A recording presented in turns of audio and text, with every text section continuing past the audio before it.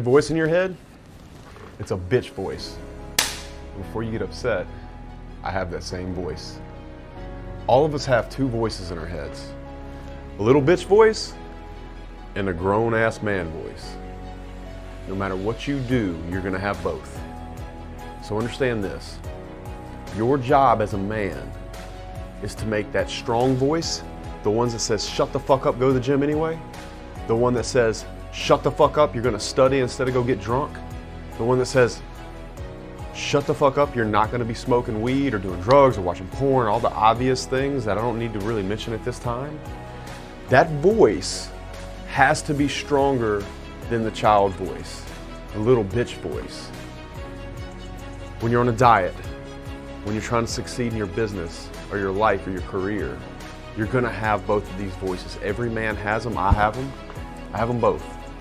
The goal is to make one so substantially stronger than the other one that this one down here is so quiet that it's a whisper and you can catch momentum.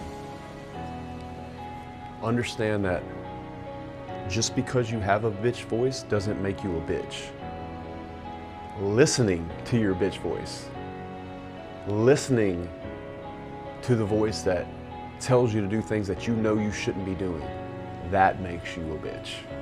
It absolutely does.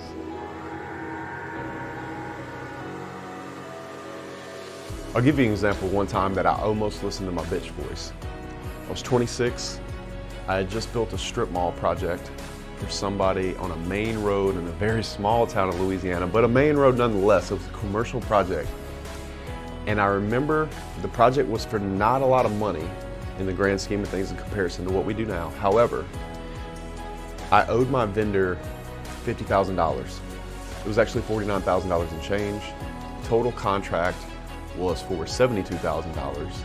And I was on this guy, pay me, pay me, pay me, pay me, pay me. I went and met him. He wrote me a check for $50,000, which would have been $22,000 short of my total contract amount.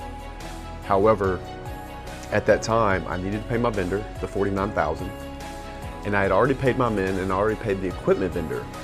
So I was into the project pretty deep with cost, and I needed to pay my vendor so I didn't mess up my business's credit score.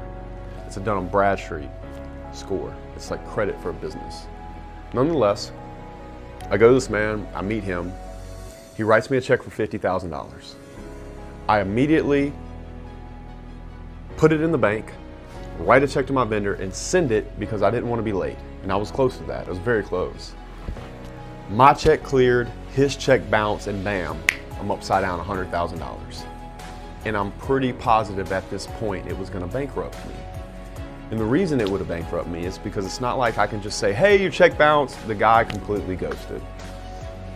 I leaned the project, which is a construction term for basically saying I told on him and I wouldn't let anybody basically occupy the building, et cetera, et cetera, et cetera.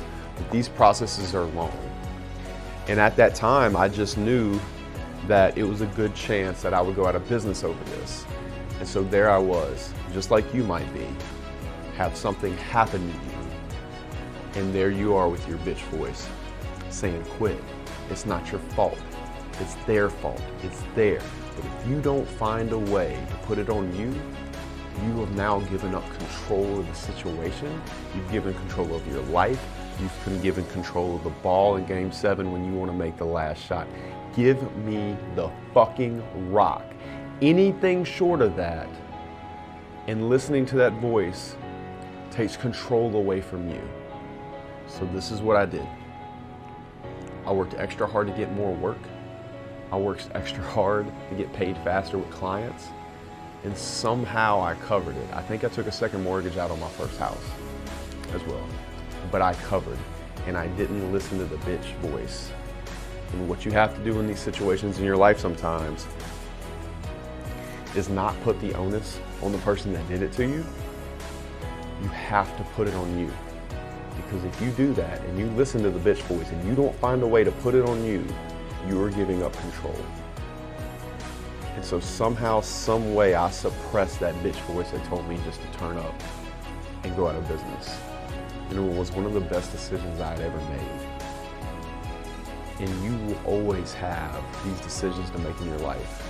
even when it's absolutely not your fault, you must find a way to suppress that bitch voice and have the grown-ass man come in there and say, I'm gonna handle this anyway, because I want the fucking rock in my own life. You take that control, and I can absolutely guarantee you cannot fail.